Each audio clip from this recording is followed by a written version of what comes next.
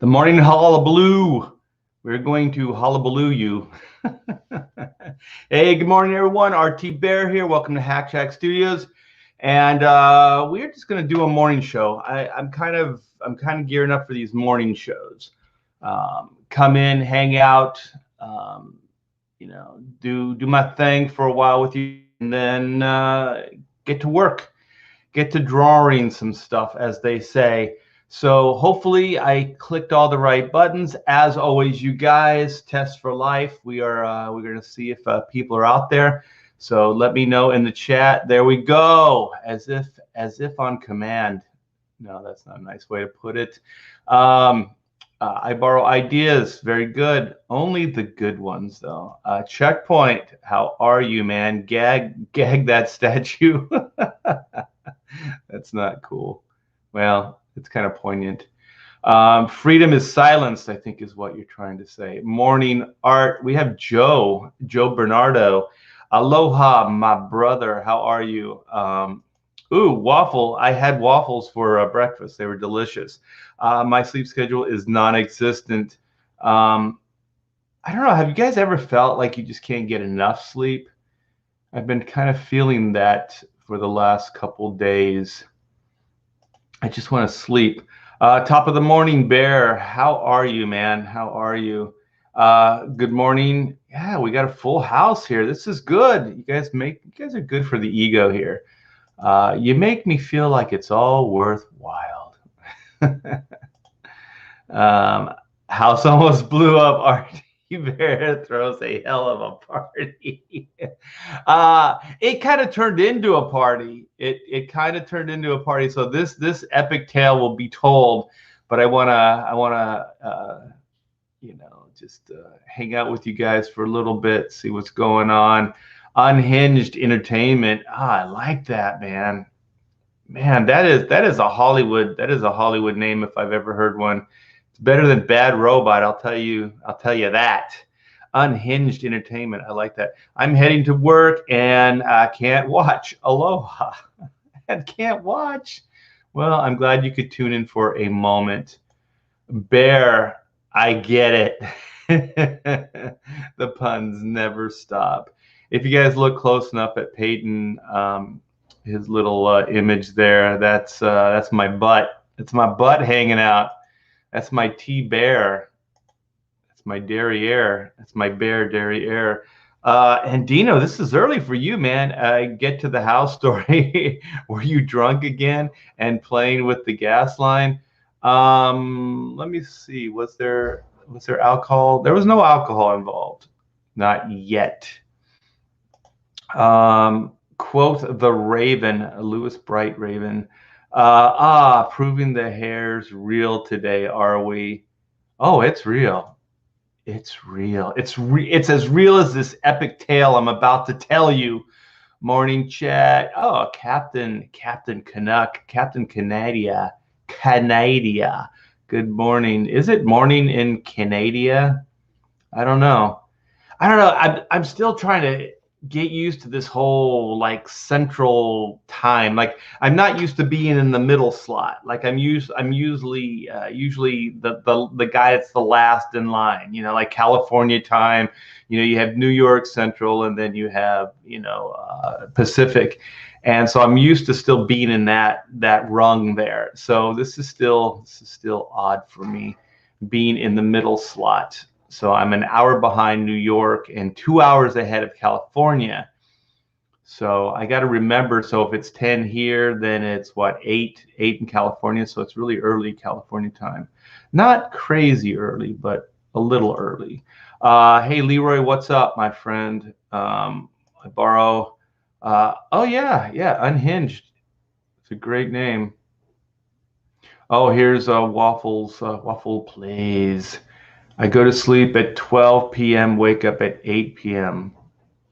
I like that. Checkpoint. I think I have a brain tumor. I can't sleep for more than 4 hours. That's horrible. That's not good. You might want to get that looked at. Oh, Neon is in the house.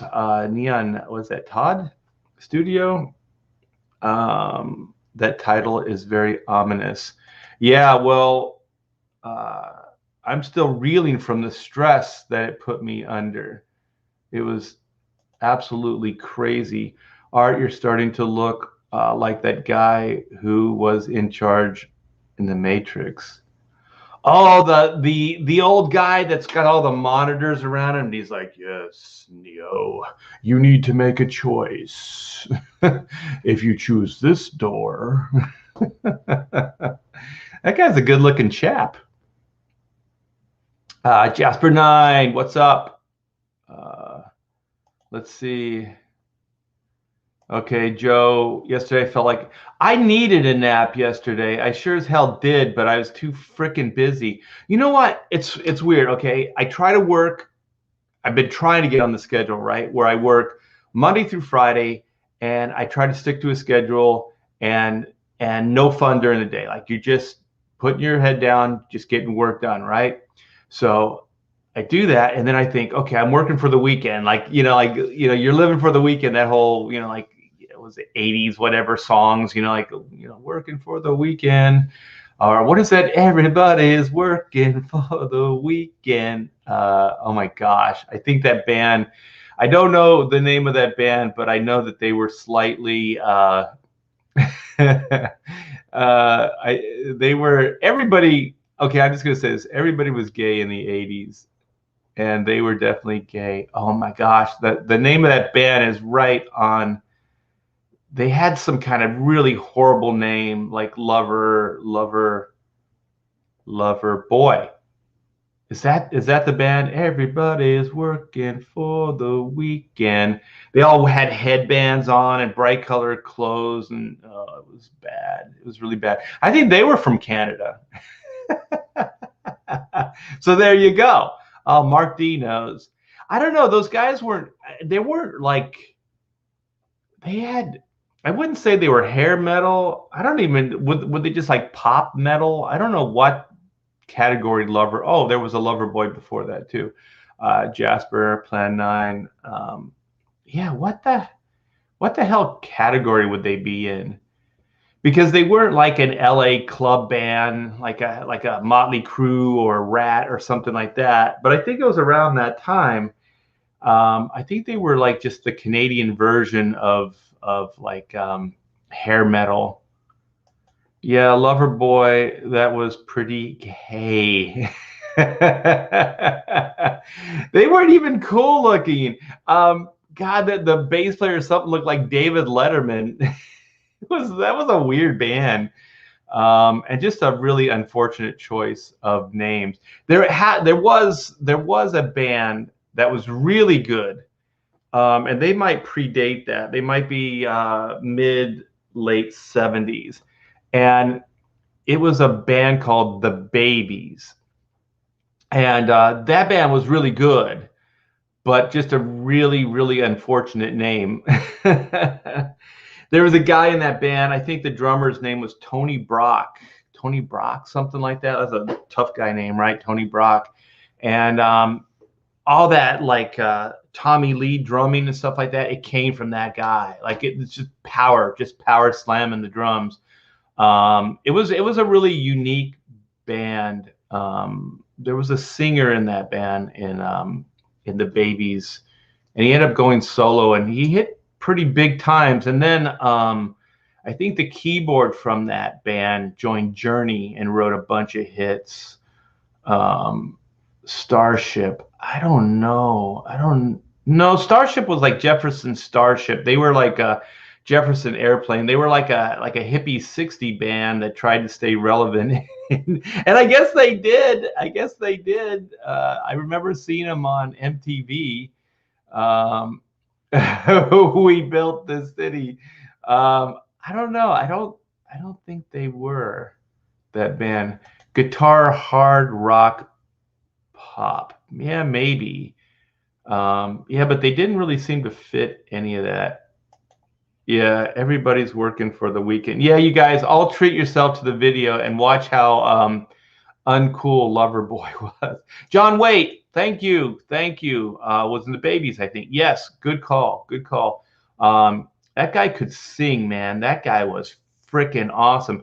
That Babies band, like I said, I think the band name just it haunted them. I think the reason they didn't get bigger notoriety is because of that stupid name. Who would call themselves the Babies? That's horrible. I saw the Babies with Cheap Trick and Black Oak, Arkansas. I saw Black Oak, Arkansas once. I think it was with Cheap Trick, like in the 70s. Cheap Trick they toured with everybody, man. They were everybody's opening act. I think I've seen Cheap Trick more than any other band ever, because they just opened for everybody. Oh man, that's my printer. Can you hear that?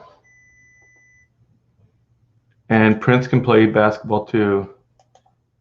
Tommy Lee was influenced by Bonzo and Bunny Carlos.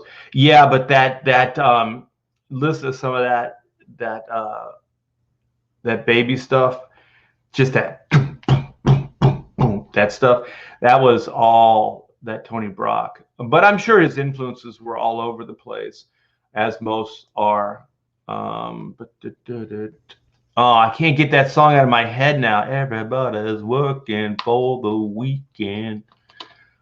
Charlie Murphy Crew, Sketch Therapy in the house. Oh, I don't fight the gay. We have to say in Puerto Rico. Oh, okay. It translates to gays fight. You don't want to fight the gay. They'll surprise you. LOL. I have nothing against gay. I just think it's weird that we can't say, like we used to say, that's gay, and no one took offense to it. Yeah. I mean, if you think about it in all practical sense, it was pretty gay. I mean, that's what you think of as being gay. Very flamboyant, very bright colors, maybe even a little gender bendering thrown in there. I mean, it had all those ingredients. So I don't know why anybody would take offense to it. And I don't think it's necessarily meant as derogatory. I think it just is just a way to describe it. Spirit's car. He's going to get me in trouble. I know it. I know this is going to go bad. It always does. Hey, RT Bear, who's the wildest or most memorable rock and roll groupie you remember? Oh no. Oh no. I don't know if I want to tell this story. I still remember her name. This girl named Michelle, and met her the night before, and she knew my roommate, and so let's just say we partied all night, and we said our goodbyes, and then when I woke up, she was in my apartment on me in the bed. I woke up with her. And I was scared to death. I was like, what the hell? How'd you get in? And she goes, the key's underneath the mat. And I was like, you got to go. You got to go. This is crazy. This is nuts. So that's my abbreviated version of that story. I don't want to get too into it. Uh-oh. Heart's going senile with Gray. Or with Gray. I can't even read. With gays, let's get the hell out of here before it's too late. Yeah, it might rub off on you. You might go, oh yeah. I don't know. It's just a way to describe something. I never thought about it as a negative or derogatory. Maybe it is. I don't know. I never meant it that way. I don't know, man. I don't think they are. I think they're scarier than all get out. Yeah, they're pretty nutty. And they get really territorial, man. They get really clingy, and it's not good. Like I said, it was almost like I had to break up with that girl. I never had a relationship with her. It was really weird. If it's on abbreviated, Art doesn't want to sleep on the couch tonight.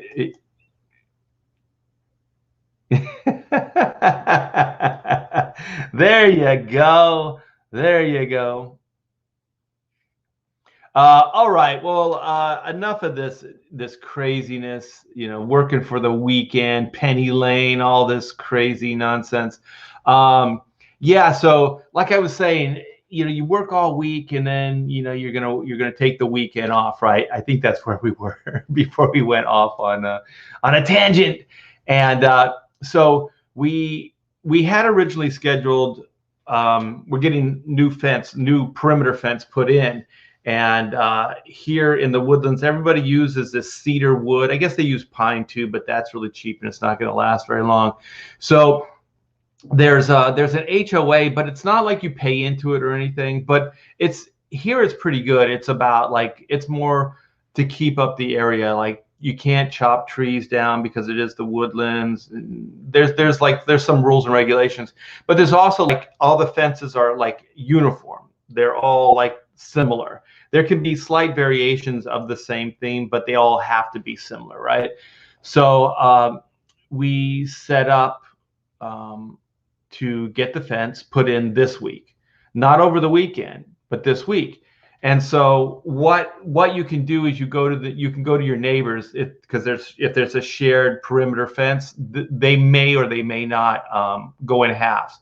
So I had this whole thing planned that I was going to kind of kick back all weekend, relax, worked hard all week, and then I was gonna, go to my neighbors because I have the bill, it's all written up, and I was gonna talk to them about this perimeter fence, right?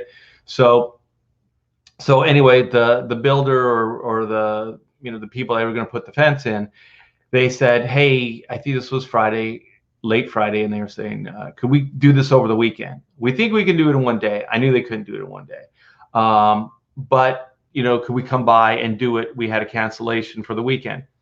So we were like, yeah, we want to get this stuff done, so we'll do that. So keep in mind, I didn't get to talk to the neighbors, so they probably woke up in the morning and their fence is torn down. But anyway, unfortunate, but I'll get to that. So so now it's Saturday morning. Wake up early. I hate waking up early on the weekends. Hate it. So get up early, talk to the manager of the, it's going to oversee everything, and we go over the parameters. They start demoing the fence. Everything is looking okay. I did go over and talk to my neighbor on the corner over here, and he's this great old guy, man. He's like 83 or something like that. His name's Jorg. And with the Udnats or whatever they are, like Motley Crue, and this guy is German, and he still has an accent, and he's been here since he was like 8 or something. I don't know. He had his life story, man. I heard everything. It was great, and just this bear of a man, just a huge dude. And so I knock on the door. I have my bill in hand. I'm going to ask him, if he wants to, be part of this, this fence thing. At the very least, I'm going to give him a heads up that they're gonna put a fence up. Oh, let me get this. Thank you so much, George Peter. Is it gratis? Thank you for the $5. Joe King is live on Indiegogo. 2 books, superhero sci-fi action adventure. Wow, superhero sci-fi action adventure, guys. 240 pages total, full color, free spaceship with books. Just DM me. A free spaceship? Like a real spaceship?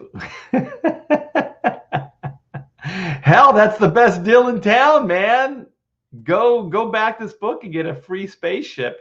I'll check it out. I'm gonna write Joe King down and check out his book. But thanks, George. That was very kind of you. I do appreciate it. So Jorg, yes, exactly. But he has like the little, I don't know if you can do that in the chat, like the little Unots, is that what they call them? Little dots. And oh, come on. No. God, you guys are horrible. That's not nice. No, he was a great guy. He really was. But okay, so he opens the door, and there are some people have like this demeanor, right? I don't know if they necessarily mean it, but it's just kind of their fallback, right? So he opens the door. He doesn't know who I am. I don't even know if he knew I had moved into the house next door, right? So And we've only been here for like 2.5 months. So he's like, yeah, what is it?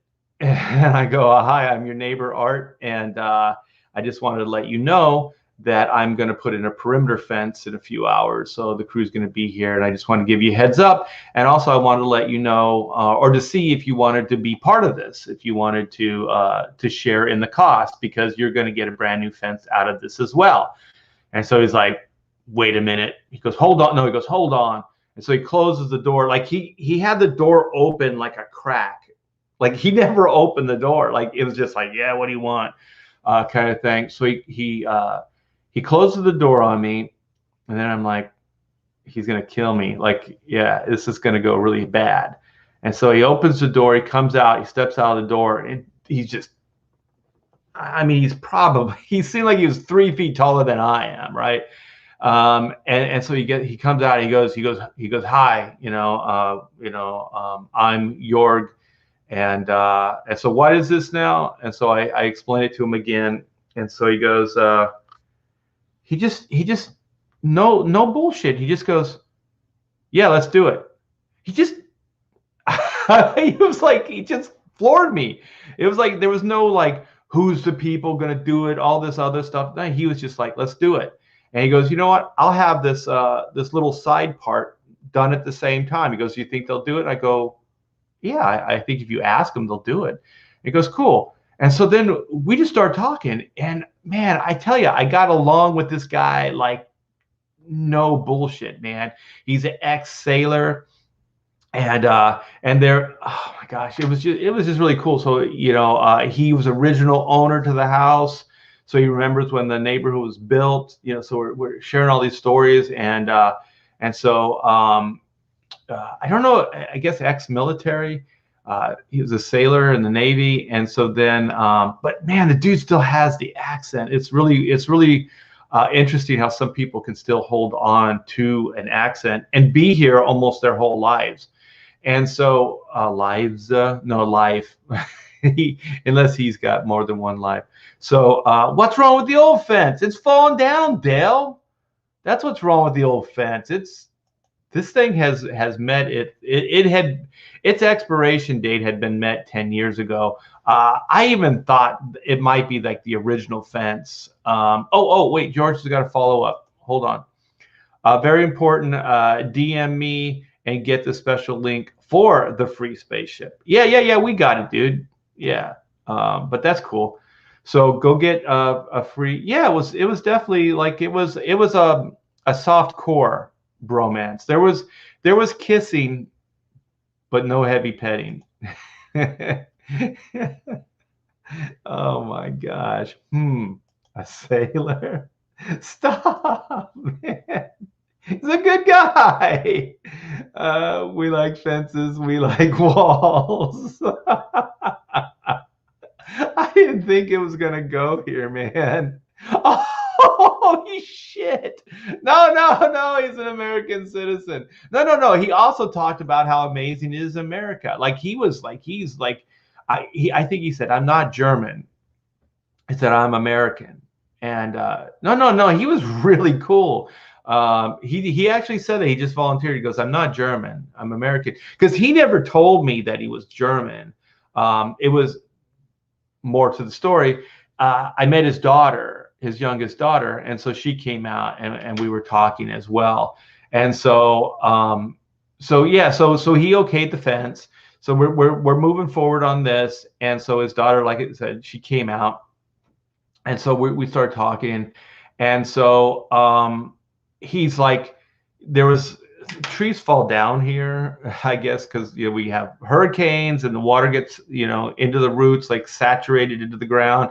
And then sometimes these trees get blown over. So there was a pretty good sized tree between the two properties that had blown over. I mean, it must have been like years ago, because the trunk was kind of rotted. So, excuse me, but you could tell it had bugged him, like, because he probably remembers the tree falling over and all this stuff, but it's between the two properties. And so the fence was just kind of built around the stump, I guess, the fence prior. And so he goes, look at this. He goes, this is a clusterfuck. And I was like, yeah, it's a clusterfuck. And I just, I like when people give me the go ahead to cuss, especially when it seems like, it's your dad, you're hanging out with your dad. And so I go, yeah, it's definitely a clusterfuck. And I go, what? What's a clusterfuck? He goes, this stump right here. He goes, they're just going to build around this fence. I go, yeah. I don't like that either. I don't like jobs that are half-assed. I like them when they're done right. He goes, well, this job isn't going to be done right. I go, yeah, but what are we going to do? He said, well, if you would have gave me more heads up, I could have pulled this route. And I was like, oh shit, man, my bromance is over. I go, oh shit, man, this guy's going to come down on me now. And he goes, well, nothing we can do about that now.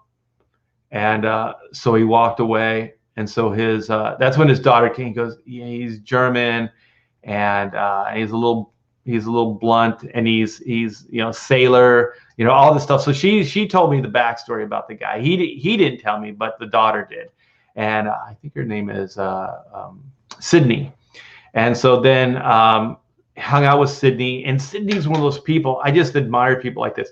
They're kind of no nonsense, but they're still very friendly. Like they're not clipped or with things. They're not like, but they're very direct, but they're very not when I say nice, I don't mean like they're like, oh, thank you, please. No, they're not like that, but they're just very polite about it. And so I like that. Like just, you don't have to be abrasive about it. You're directest, but I like people that are direct. So she was really very direct about it. And so just about then her son comes out. And so I'm kind of thinking like Jorg's pissed, right? Because the job's not going to be done right. So I'm thinking our bromance is over. So then Sydney's son comes and he's about like 11, 12, 11, something like that. Perfect age for like comic books, right? So just started talking about it. And so he's going like, yeah, I saw that Justice League movie. He goes, because it was too long. He goes, I didn't really like it. This is a kid. Like he was like, I didn't like the Snyder cut. And so then the dad Jorg comes back at it. He goes, yeah, I watched it with him. He goes, I didn't like it either. And I was like, oh shit. And so, but just before that, I'm really getting along with this kid. Like we're talking about comics and superhero stuff and all this stuff. Yeah, that's what they call it. Clipped, being very, yeah. It's a thing. It's a thing. Look it up. Educate yourself, Jasper. Very clipped. Yeah. And so I asked the kid, and oh, is it a typical German dad? I don't know, but I liked it but I understand, like over a series of things that happened, I understand the guy, because my dad was similar. He was just like, if there was something that bugged him, he just walked away. There wasn't no explanation for things. It just kind of was what it was. And so I go to the kid. I go, well, if I grabbed you a bunch of books, I said, would that be cool? And he goes, yeah, because I'm still like cleaning out the archives, the T-Bear vault. And so I had a stack of books. You can see some of them over there in the corner. And so I just threw a bunch of books in the box, and I brought those out to him. And my gosh, the kid freaked out. He freaked out. I haven't seen a kid just like, really? He goes, these are mine? I go, yeah. And then, of course, like moms love it when their kids are like, when you treat their kids really well. And so then that Jorg was just like, okay. And so then he's like, have you ever heard of Obelisk and Asterisk? And I was like, yeah, I love the designs. I love the characters and everything. He goes, oh my gosh. He had like, I almost went into his accent. He goes, I love those characters. He goes, I loved them when I was a kid, all this stuff. No, everywhere I go, I bring up Loverboy, and now everything's going bad in the chat. Artist. Yeah, the Nazi is growing hard. You guys are horrible. If you know what, if I didn't know you were kidding, I would take offense to it. I disavow. Good for you. I disavow everything. You guys used to be my friends. I was grooming you guys. but now not so much. Okay, Andina says, I see how art is. Give him free comics, but not me. Hey, you know what? I support you on Instagram and everything else. I think your drawings come along, my friend. So there you go. I support you. And oh shit. Oh, this hurts. Art has the newspaper from the Hindenburg crash.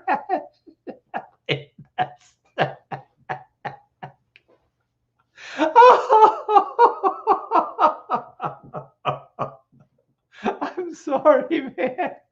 That came out of nowhere, and that's funny as shit, man.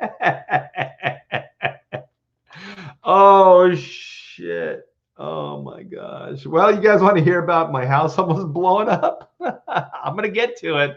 But so anyway, long story short, the kid's digging it. The kid, he runs off with the comic books, and then because this is an all-day event, right? This is just the start of and the reason I'm getting into detail about this is because this is how I eventually meet all my neighbors.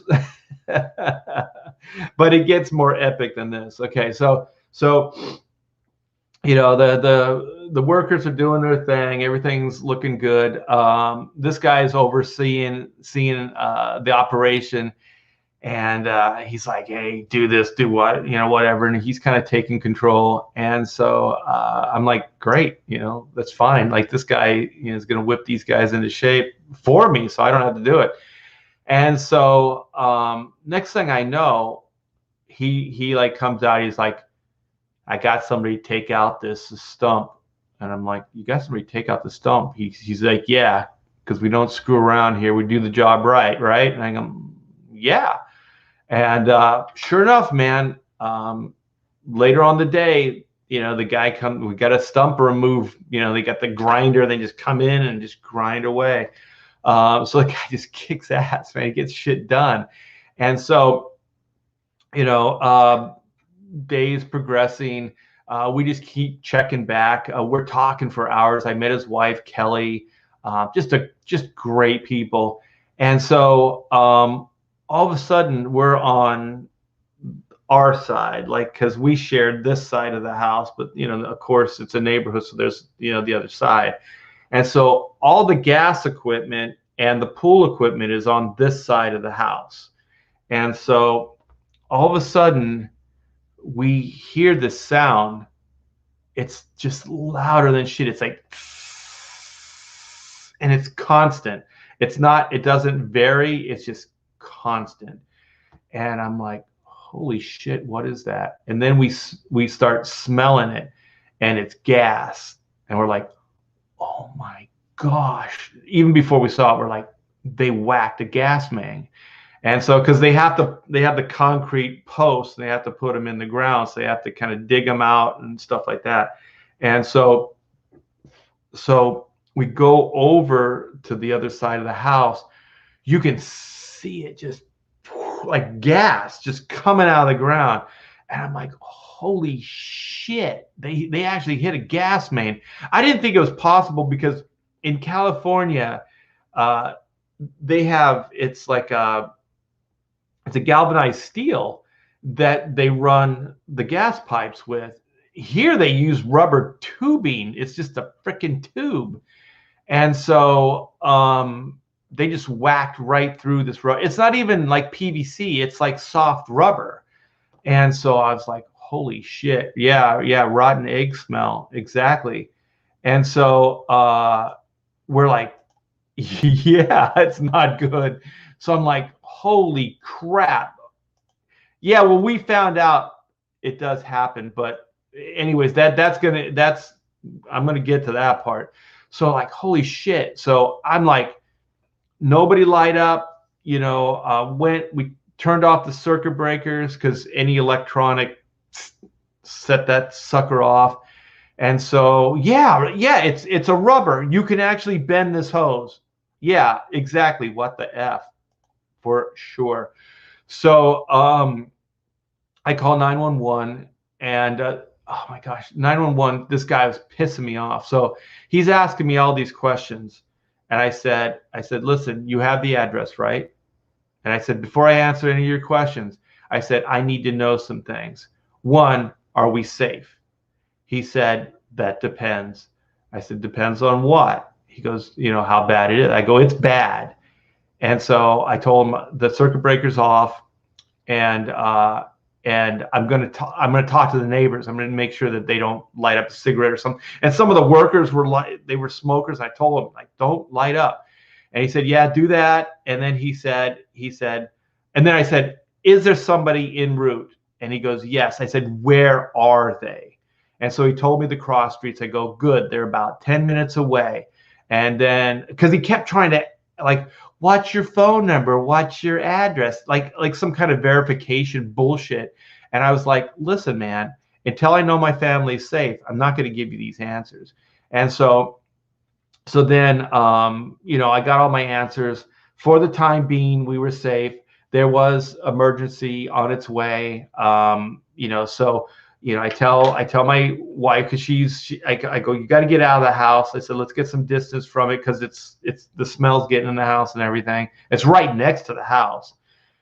And so, now I'm trying to make friends with my neighbors, like, hey, fire department's en route, nothing to worry about. Or like, I didn't say nothing to worry about.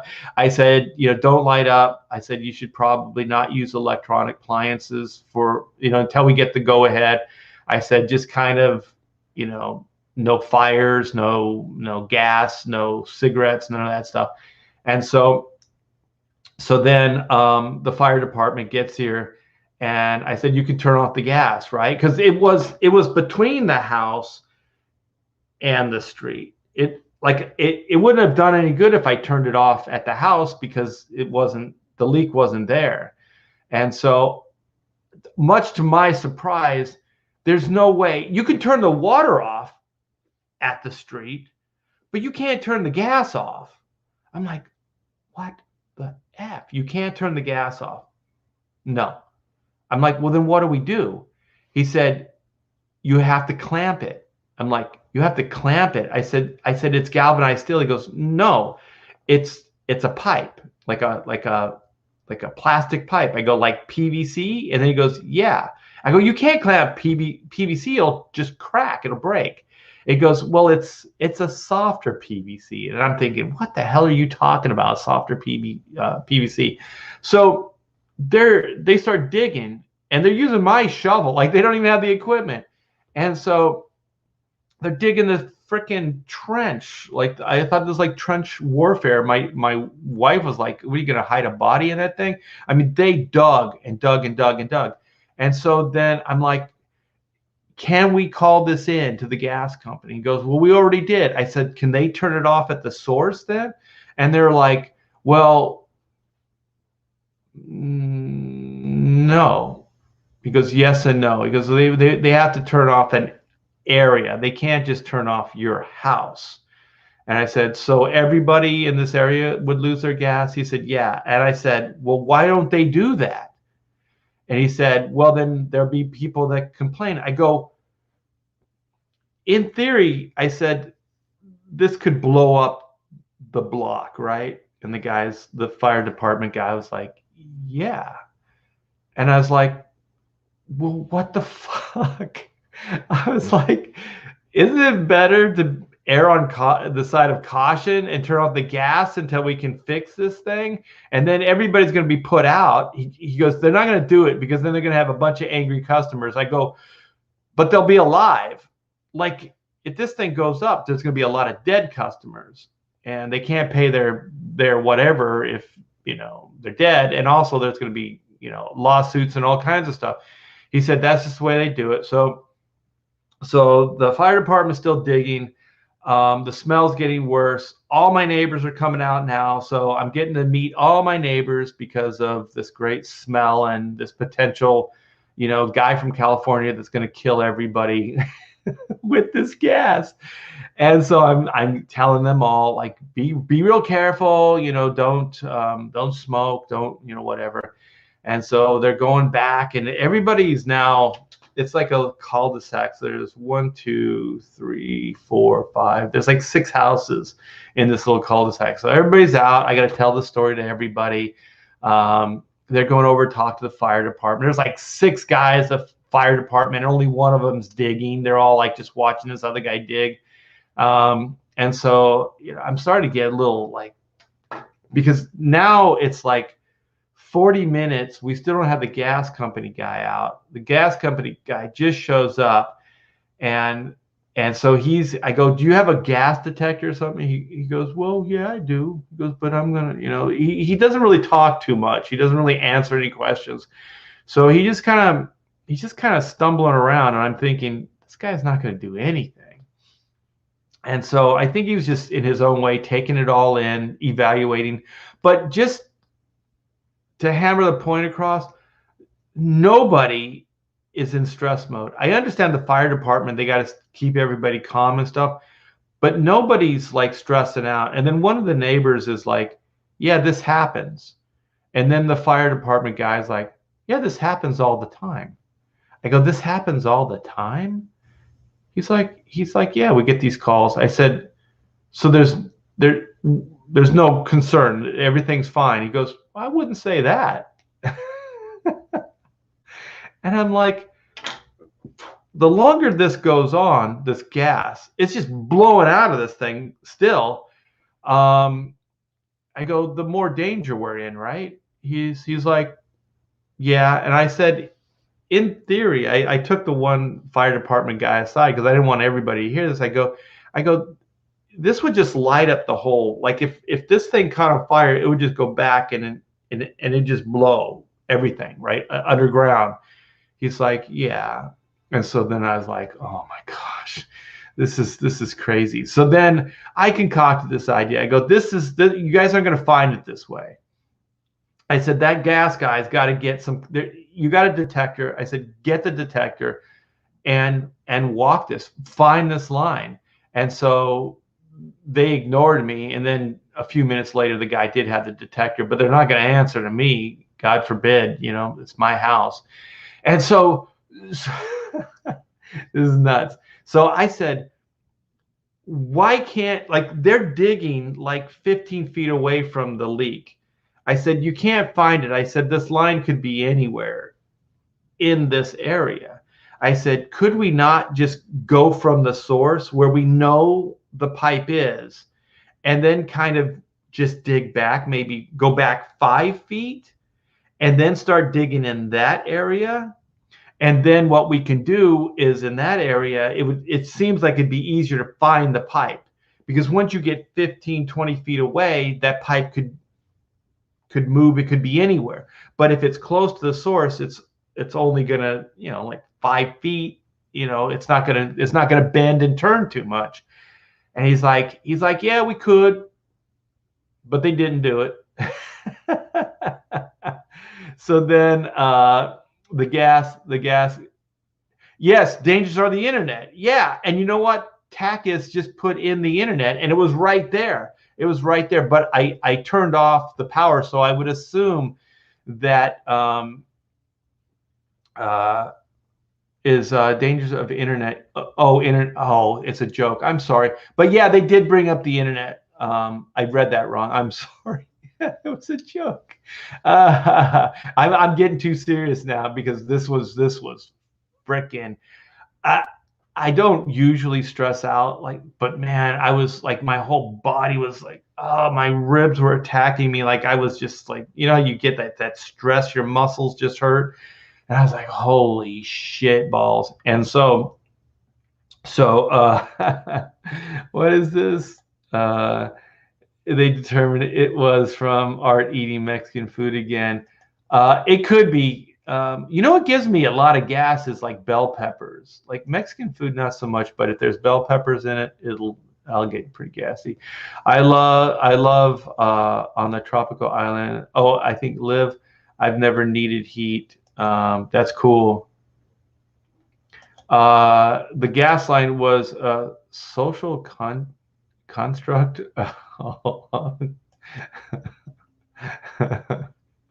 I don't know about that. Ironic, I was singing Dust in the Wind for Art's last stream. He did. It was some major dust in the wind.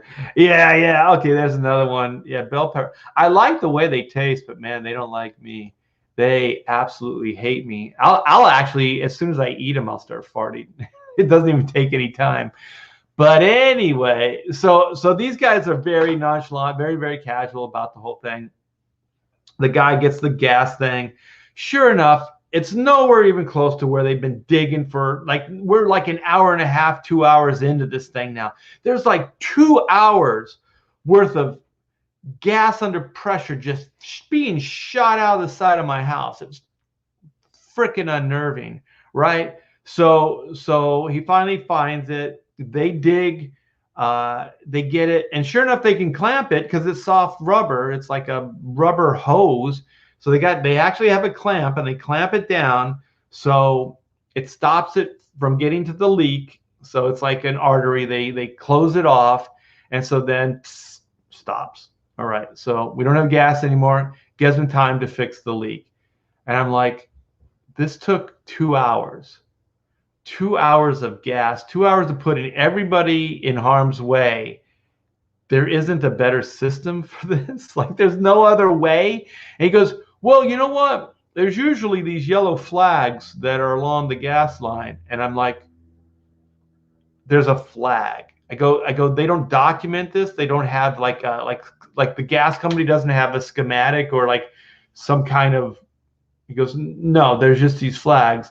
And then I was like, that's asinine. And then the guy, the fire guy said, yeah, but it's all we got. And then the other guy said, yeah, a lot of times those flags aren't even in the right places. So sometimes kids will move them, or gardeners or whatever will move these things. So they're not even ways, like real ways to detect where these lines are. I'm like, so what's the point? I go, you guys are awful cavalier about a major gas link that could blow this neighborhood sky high. And he goes, yeah, but that's the way it is.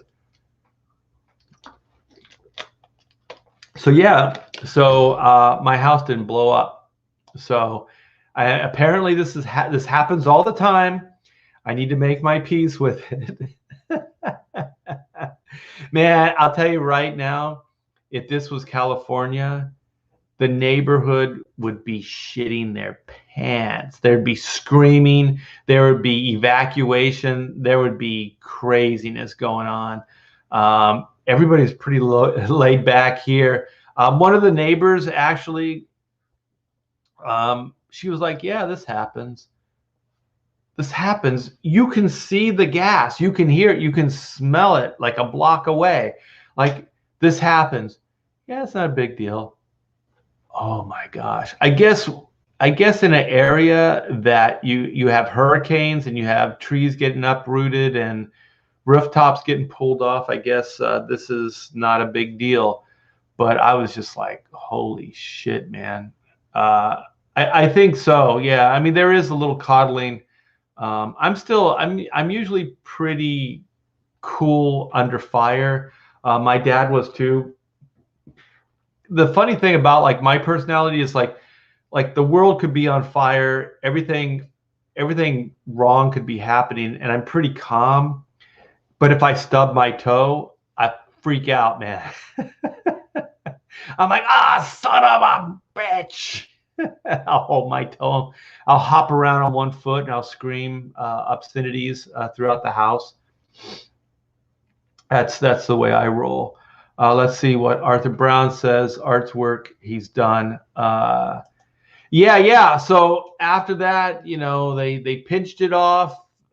They fixed the leak. The owners came out, and my neighbor, actually, Sydney, the daughter of Jorg, she was like, you're going to comp them the fence, right? She goes, this isn't right. This isn't right. You're going to comp them the fence. And the owner was just like, no, because this doesn't have anything to do with the fence. The fence is going to be quality and stuff like that. He goes, and then I showed up just about then. He goes, yeah, we're not going to replace the fence. And I go, well, I was going to ask you to. I said, but I'm not paying this gas bill. Actually, I think she did or my wife did. And he goes, no, he goes, we'll pay for the gas.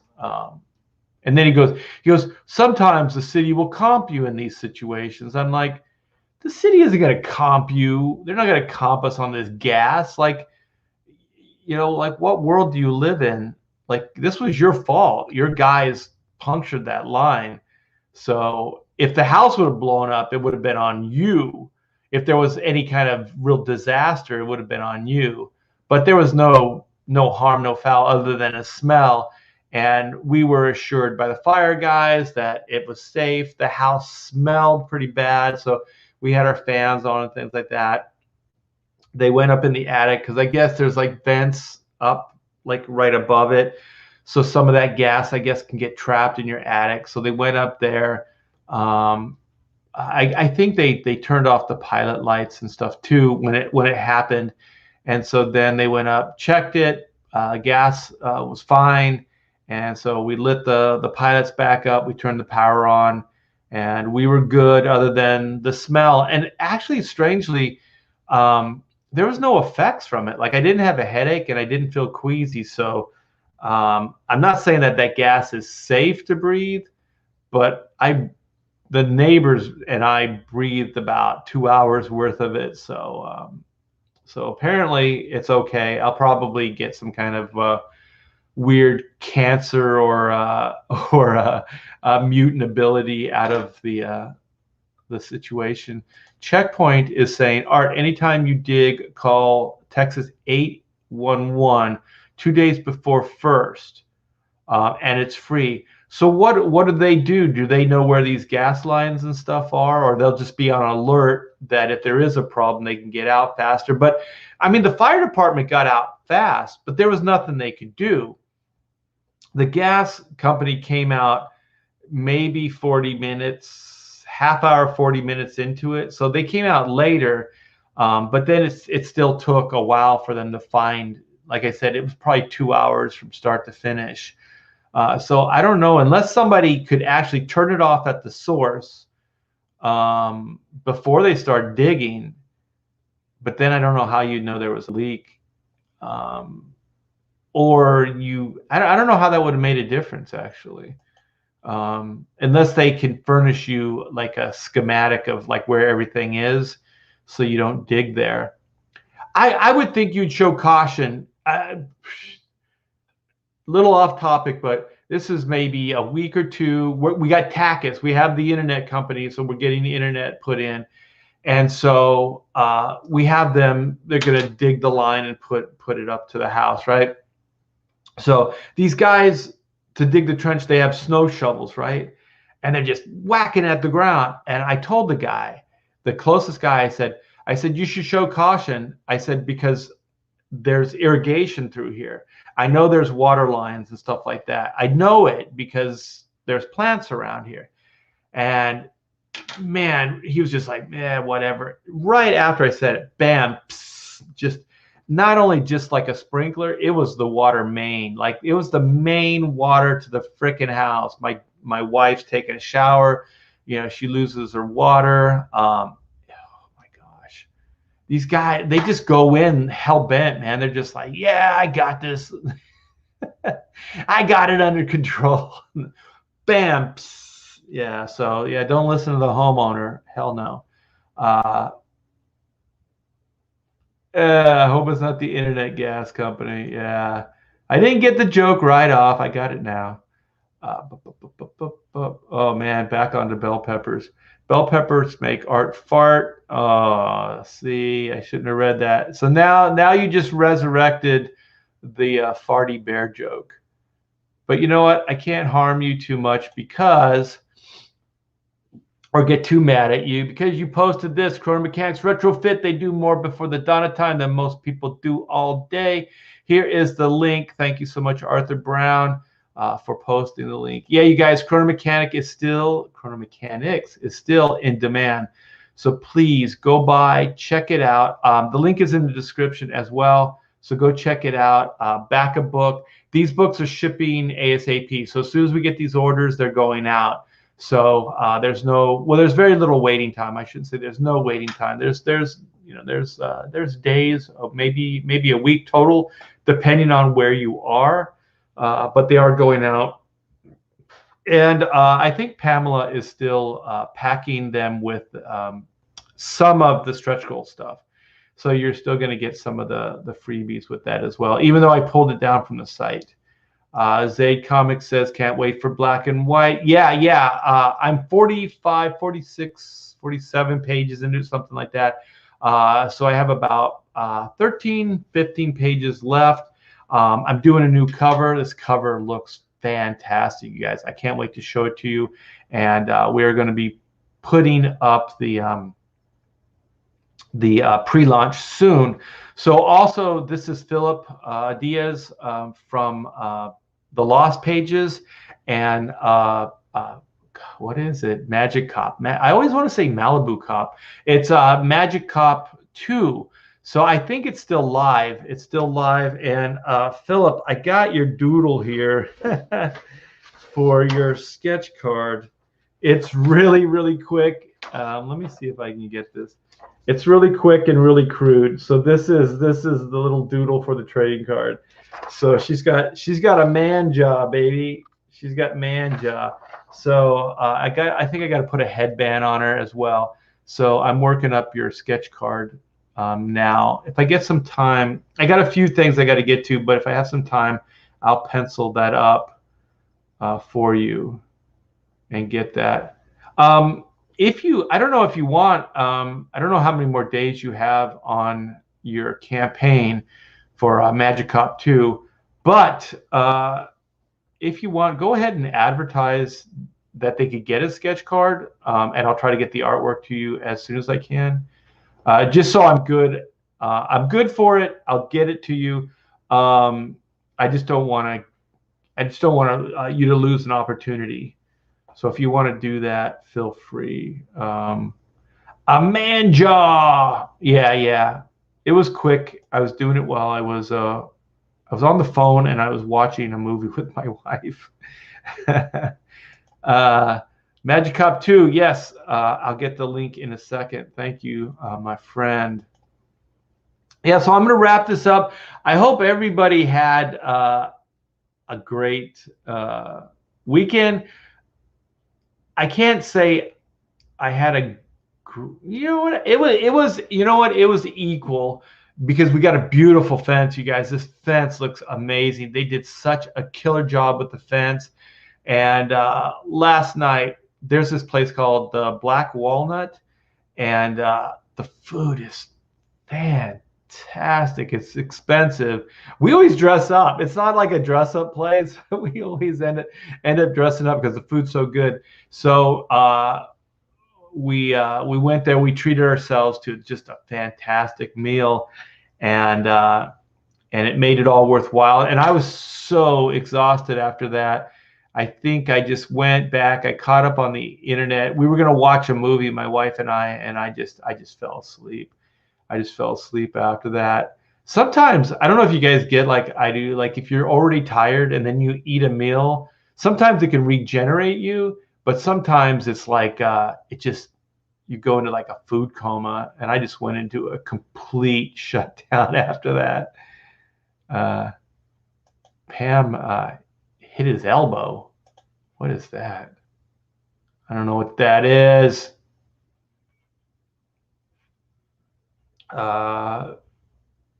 Better strange than bad. Yeah, definitely. I mean, and then the other good thing is, you end up, I always end up using my sense of humor to get through it. So, that was fine.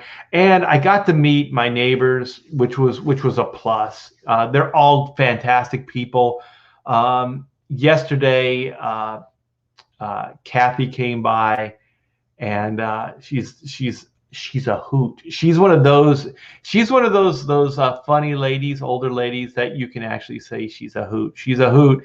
And she came over and we just hung out. We just sat in the backyard watching the workers finish up the fence, and just hung out and talked and stuff like that. So, we got to just meet the neighbors, talk things, get to know them, and they're all great. So that was a plus. So sometimes these things happen, and they like there's that inadvertently something good comes out of it.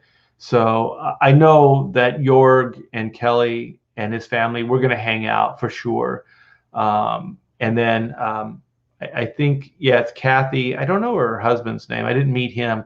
I know we're going to definitely hang out socially because it's just people you connect with, and they were definitely cool people, older than we are, but still cool people. They didn't seem old. Maybe it's because I am old. Sketch Therapy says a Texas grill main break equals block party.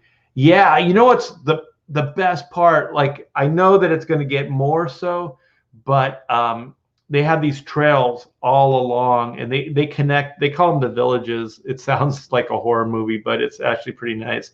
I think there's 9 villages, and there's these pathways, and you can walk them, and they take you to all the restaurants and all the shopping areas and stuff too. So you could ride your bike or you could walk to the supermarket if you wanted to. And so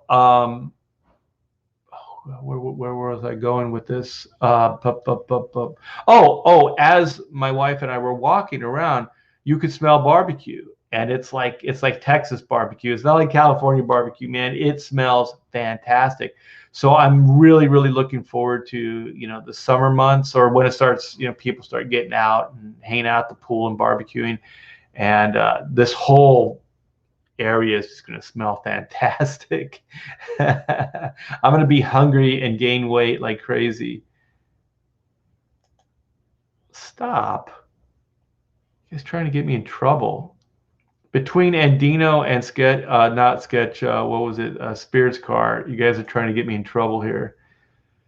So very good. I'm going to catch up, see if there's anything interesting going on here. Always interesting stuff, but let's see if there's anything extraordinary. You can smell the sauce in the air, not just, yeah, it must be the sauce. Yeah, like in California, you can kind of smell just the meats, but yeah, they have smokers out here too. Yeah. Yeah, so that might be it, like brisket and stuff like that, slow cookers. Just smells fantastic. This is like I do feel like I'm still on vacation living here. It's really amazing. I'm running out of places to ride my dirt bike in Texas, thinking of getting a super fast e-bike. I don't know what an e-bike is. Is that more of a street bike? Yeah, well, there's actually, God, what road is it? Is it the 45, the freeway? There's like a massive like dirt bike park around here somewhere. I saw it. Like they have like it looks like one of those they have big ramps and berms, and I mean this thing is built, and it's for the general public. I don't know how they just have anybody go in there, because it seems like it'd be a crazy liability, but there are dirt tracks around here. I know. I mean, if it's more of a trail bike, you're not. It's not geared up for it. But this is like one of those like race tracks, I guess they would call them. Yeah. So I'm sure they have some kind of like events, where they race and stuff like that. In Southern California, there was like Ontario Raceway. There were a lot of, like, in the 60s, 70s, there were a lot of like they called them like oval dirt tracks. So they'd have like quarter midgets race and dirt bikes. And then they had like funny car. What do they call those? Like quarter mile, like just straight tracks too, to where you could just race somebody. And I think that on some nights they would be open to the public, so you could race. God, to think about it, in today's society, there would be no way they would do that. The liability would be astronomical with everybody suing everybody these days and not taking personal responsibility. Oh, it's an electric bike, really? Never heard of that. I guess why not, right? You got electric cars. Mark D, thank you so much. I do appreciate it. Received my Batman page from your store. Came packaged safe and sound. I'll let Pamela know, Mark. This is good news. Thank you so much. And you didn't have to super chat me to tell me, but I do appreciate it. Thank you so much. Electric crotch rockets. So these are like high performance, like the Yamaha, like the Ninja bikes and stuff like that. That's pretty cool. So are they safer? They don't have like the fire hazards or something? Oh, it is. That's where I was going. E-bikes are legal on walking trails. Oh, okay, but you can't like freaking gun them, right? I mean, that's more like a trail bike. Like it's just riding around. It's not like crazy like dirt bike in it. Because the one good thing about like California, if you were like a motorcycle or dune buggy or whatever, I think you could still go to the high desert, which from where I lived, it was maybe an hour, hour and a half, 2 hours tops. And you could go there, you could just eat up the land. There's nothing there. And there's really no fire hazards either. So they let people go and just run amok. I think you can go there. It's probably one of the last places you can go just shoot guns too. There's like certain areas. I don't know if they're actually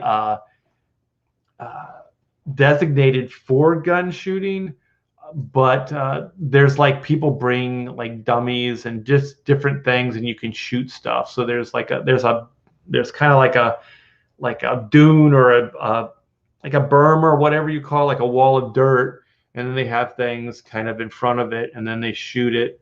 So I guess the idea is as long as you're not shooting in the air and you're shooting at the targets, the bolts will just go into the dirt. So I still wouldn't stand on the other side of that thing. I wouldn't want to get shot. But yeah, California still allows some people to have fun, but it's mostly desert area. And so my daughter goes up there with her friend, and they shoot rifles. I think she shot like a freaking semi-automatic or something, man. She's just like, she's just up there shooting up the terrain. I'm sure there's drinking involved, but I hope she's being responsible. Electric crotch rockets. It's like a Tesla motorcycle. I don't know why I didn't think that there were e-bikes before, but it does make sense. And yeah, less of, because I know that those dirt bikes, they have those spark arresters, and they have, but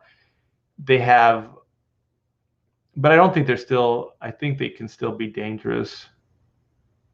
And the electric bikes are probably quiet too, right? So if you're like back here, there is a trail, so I don't know if they let motorcycles on it, but if you were to drive down through there, you wouldn't be disturbing the neighbors with the sound, because those dirt bikes are quite loud.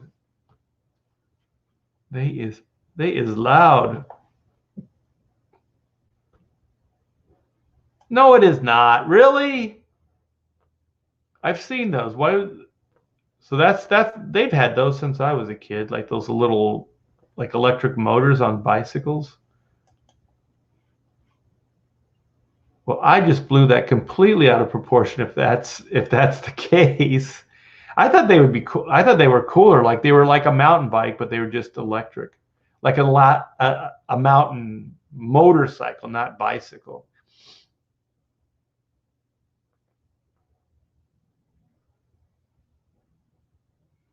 Yeah, the enduro bikes and stuff. So I was thinking something that can race a gas bike and beat it in competition for an enduro bike. Yeah, that's what I was thinking as well. What is this? Improbi, Improba, Improbi.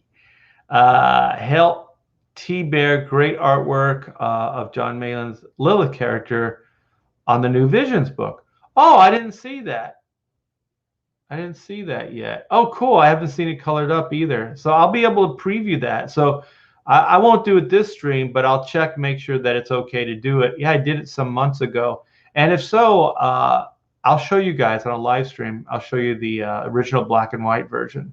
Yeah, that was a lot of fun to do. Yeah, and I was really, I was thrilled when I think John's really, really talented. So when somebody talented asks you, "Hey, can you do this?" You're like, "Are you kidding?" You're John Malin. And then they're like, "Well, you're RT Bear." And it's like, "Well, you got me there. You got me there." Wow, you guys really like your mountain bikes. E-bikes are silent. No gas. Exactly. Yeah. So I think you could probably, you could go trail biking. I don't think you can do like a lot of like, like where you're digging up the ground and stuff like that. To purchase Art's beautiful rendition of Lilith, go to. Yes, thank you. Cool. You know what? Let me see this. Maybe I can show it off. No, I can't do it. Let me see. Maybe I can find it. I'll still show it in another live stream, but let's see. I just want to make sure. I think there was in the green room, there was of course, I got this Takis. I don't think I have high-speed internet. My computer's still being a jerk. Let me see notifications. Indiegogo. Oh, there it is. Okay. Is this it? Indiegogo variants. Oh, come on. Okay, there we go. Remind me later. What the hell? Okay, let me see. Yeah, I haven't checked this out yet. Where is it? Signature, collectible. Where'd you guys see it? I don't see it on the website. Yeah, I don't see. Is it in the video? Well, you know what? This is boring for you guys. Hold on. Let me see. I'll come back. I'll share this with you. We'll figure this out together. Together, we will figure this out together. All right, graveyard shift 3. Let's get the video. Let's get this party crazy. Graveyard Shift returns with co-creator Mark Fulton and Jawbreakers artist Aaron Alfecci to bring you more villains from the darkest corner of the universe. A master plan unfolds. New heroes, surrounded by enemies everywhere. Graveyard Shift, upon returning to Earth, you must join forces with the Dimension Hopper Grom and his commando unit of superpowered monster hunters to fight off a werewolf. This double page is. Oh no, I don't think it's a double page. I think it's just a panel. It's insane. Aaron is so good. We're offering a new supplemental book, including a story by myself and new art talent Rob Willis, presenting the debut of Bruner, the last of his people. Genoa comes to Earth to stop the genocide. Also featuring an additional story by Rob Arnold with art by Joe Ball and Little Graveyard Shift by Tian Lee, and more, only on Indiegogo. And more. I didn't see it. Where did you guys see this on a live stream? Because I don't see it on the page itself. Maybe I'll still, just to be on the safe side, I'll show it off tomorrow or something. Yeah, I don't want to get myself into trouble. Yeah, I don't see it here. It's a great looking site though, and you guys should back it. Huh? Yeah, I don't see it. Stop sharing. Yeah, I wonder where it's at. Maybe you guys can help. Oh, he's showing it on the streams. Okay. All right.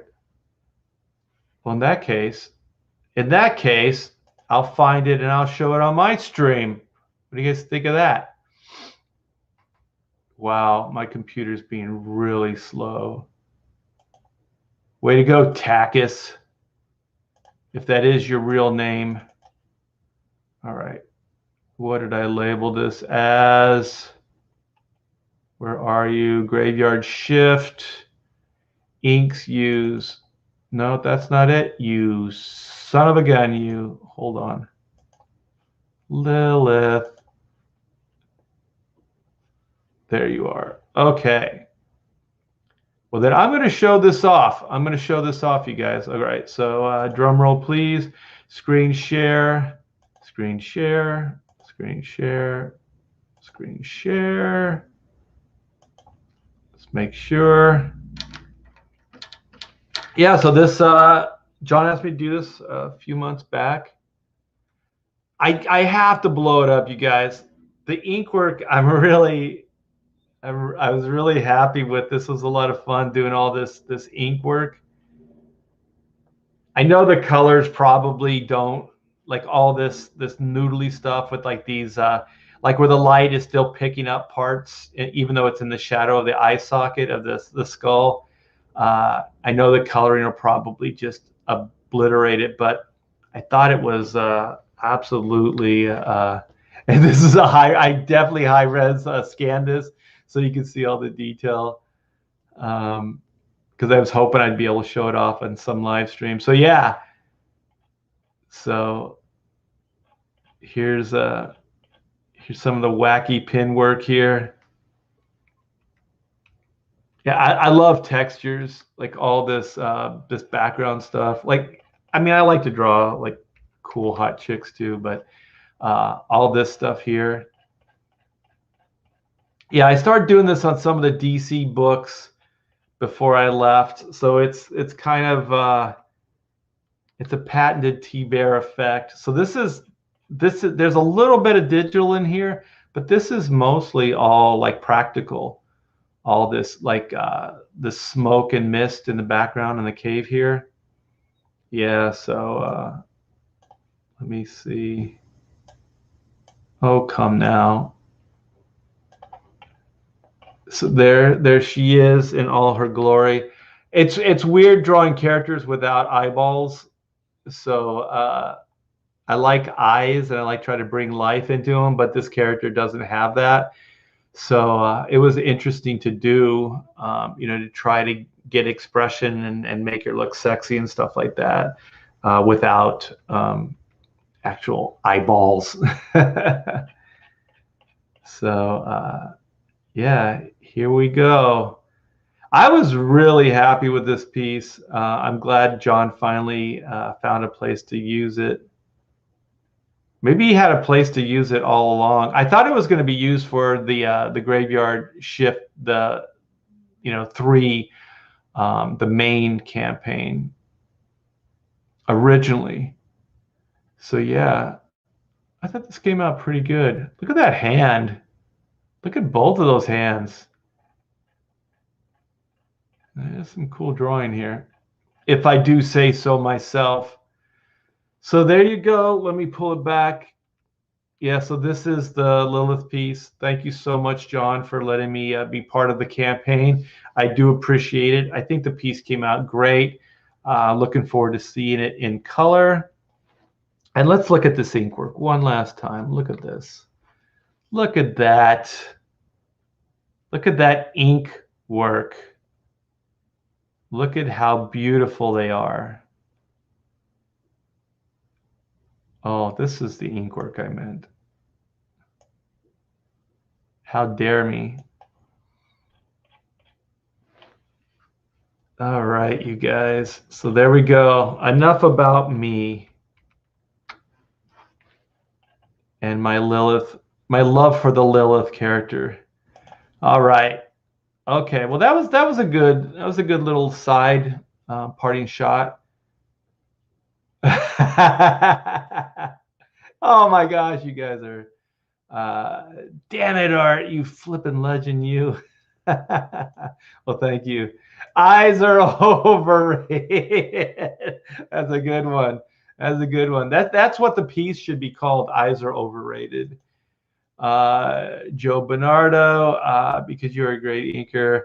That's how it came to the title of Black and White. Yeah, I do want to do something in black and white. I like, I did like, what was it? Sean Gordon Murphy did, what was it? Tokyo Ghost, like an oversized black and white version. I would love to do something like that in time. No, I have a feeling at some point I will be doing something like that, though. Gorgeous, thank you.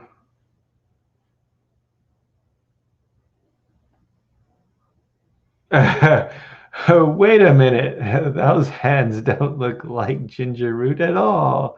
Well, good. They shouldn't because they're hands. I have not seen the colors yet. Yeah, I'm looking forward to that. John gets good talent, so I know it'll look great.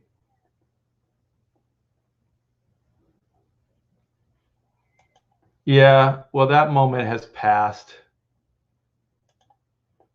Art, black and white versus graveyard shift. I have a feeling that graveyard shift would probably, I don't, well, I was going to say probably win, but we're stepping it up black and white too. So I'm going to let you guys figure it out. If you guys think that black and white could take graveyard shift. Well, also graveyard shift would outnumber them, but uh, I don't think numbers are too much of an obstacle for black and white. They're used to fighting hordes of robots. So what's a supernatural being? You know? Okay, let's see. Sketch when it happens, I'll die and be in heaven. What is? Oh, I like. What is it? What is J. John's? They're yeah, skull, shoulder, face, subtle repetition. Yeah. Sweet. All right, you guys. Well, all caught up. Thank you so much for hanging out with me. It's always a blast. I like to start my day just hanging out, saying hi. Morning hullaballoo was a success. You guys made it a success. I like to be able to say that. I feel good. I feel like we've done something. Day's off to a good start. Thank you so much for the super chats, you guys. I do appreciate that.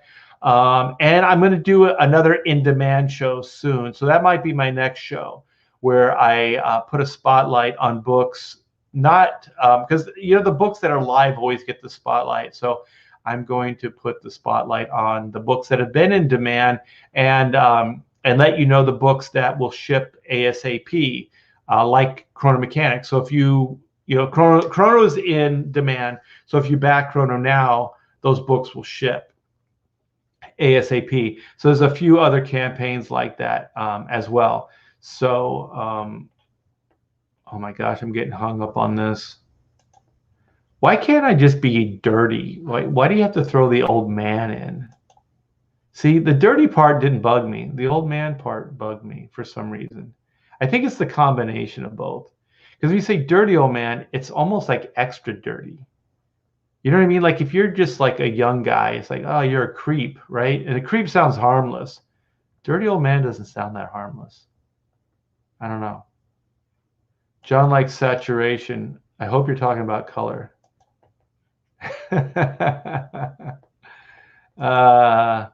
On your next volume of Black and White, will you offer reprints of Volume 1? The first Black and White was on sale before I joined up with CG. Definitely. I'm going over like inventory and all the stock and things like that.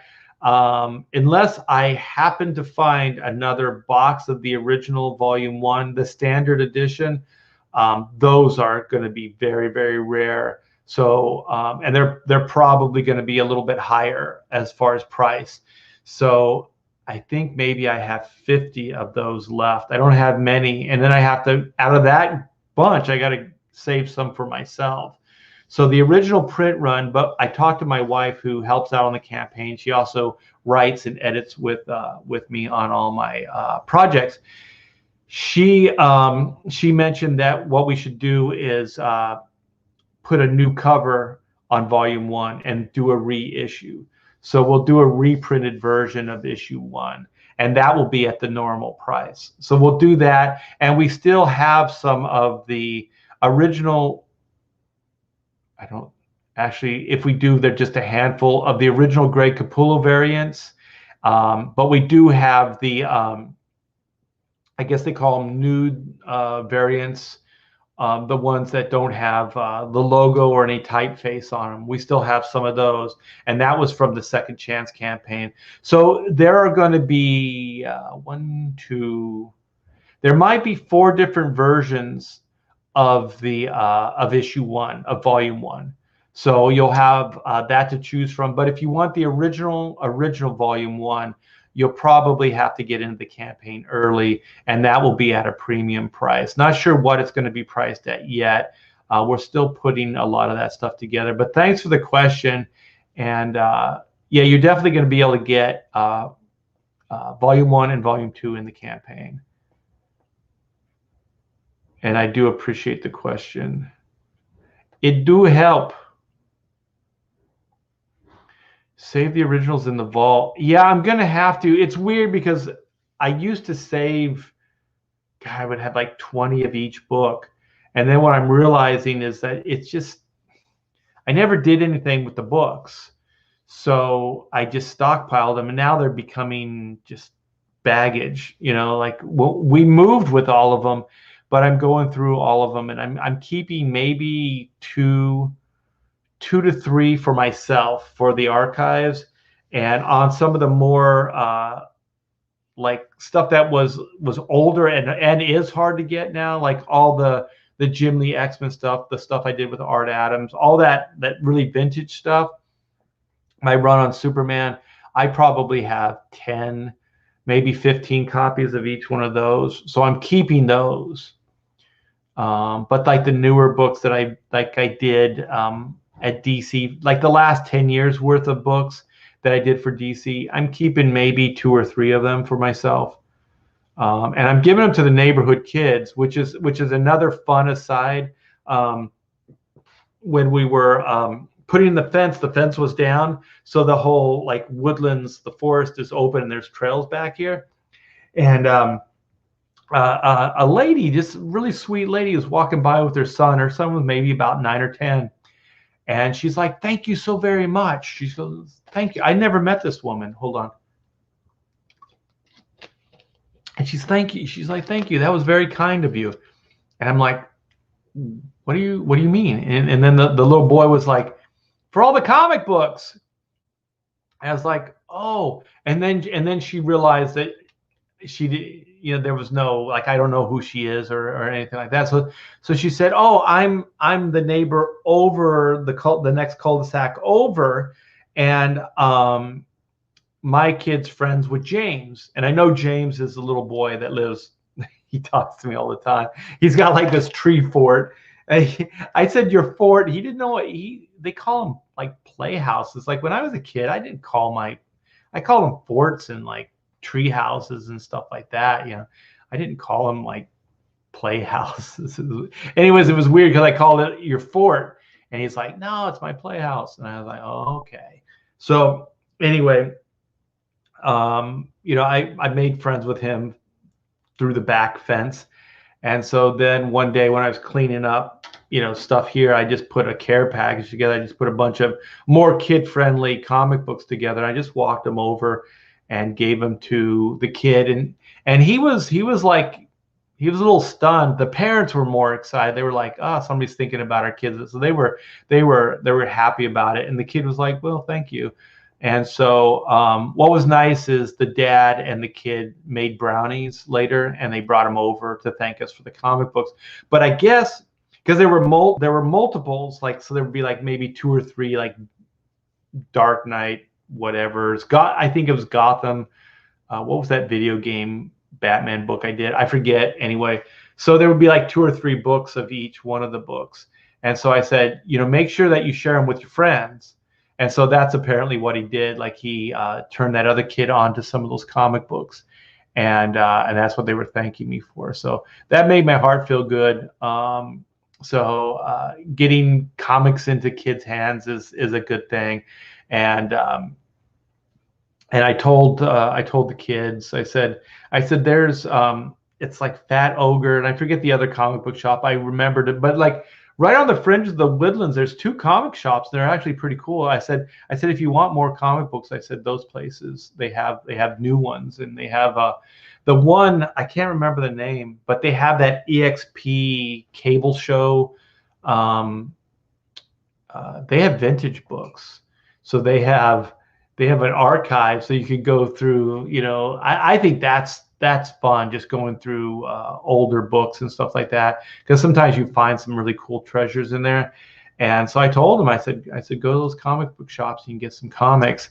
And then this was funny because the guy that was for the gas company, that came out and found the gas main and stuff, and he was like the guy that was kind of like, he didn't talk a lot. I think he was shy, and I guess he was talking to my wife, and so she brings him over. I was doing something on the other side of the house, and she goes, "This is Derek," or something like that, and he's a comic book fan. So usually, how these conversations go is they're not really comic book fans. They read comics as a kid, right? But they don't buy them now, like as an adult. And so I think this guy was probably like 30, mid 30s maybe. And so we started talking. He goes, "Yeah, back in the day, the 90s and stuff like that. That's when I got into comics and things like that." He goes, like all that Marvel stuff, X-Men was cool, and then Image Comics. And then I told him who I was and what I did. He goes, "Holy shit." He goes, "I have all those books." He goes, "Black and white." He goes, "You did Spawn too with Greg Capullo." And I was like, "Yeah." And so, but I'm still thinking like it was past tense. Like he bought comics when he was a kid, or younger. And so then he's like, "Have you seen, there's a comic book shop. It's over here. It's in, I forget where it was. I got the card for it, and I'm going to go check it out."